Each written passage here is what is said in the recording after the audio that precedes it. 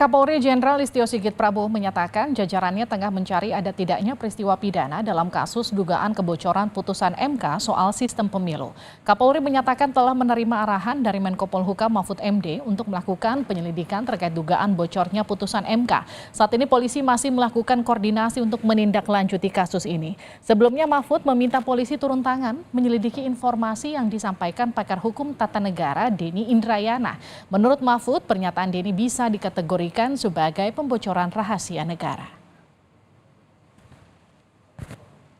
Dengan apa yang disampaikan oleh Bapak Menko Polhukam, supaya tidak terjadi polemik yang berkepanjangan, tentunya kalau memang dari situasi yang ada ini kemudian memungkinkan sesuai dengan arahan beliau untuk melakukan langkah-langkah penyelidikan untuk membuat terang tentang peristiwa yang terjadi, tentunya kami saat ini sedang merapatkan untuk langkah-langkah yang bisa kita laksanakan untuk membuat semuanya menjadi jelas. Dan tentunya kalau kemudian ada peristiwa pidana di dalamnya, tentunya kita akan mengambil langkah lebih lanjut. Terima kasih.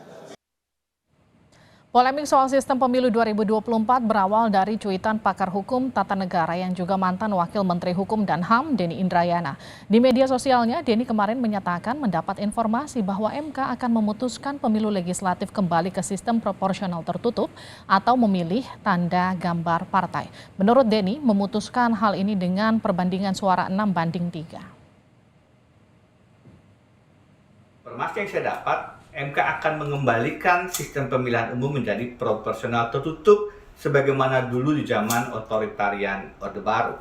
Ini persoalan serius. Pertama, MK harusnya tidak masuk ke dalam sistem pemilu. Kedua, karena sekarang proses pemilu sudah berjalan, sudah ada daftar calon sementara, maka putusan di tengah jalan semacam ini akan mengganggu proses pemilihan umum legislatif. Akan terjadi kekacauan, chaos yang mengganggu persiapan pelaksanaan pemilu.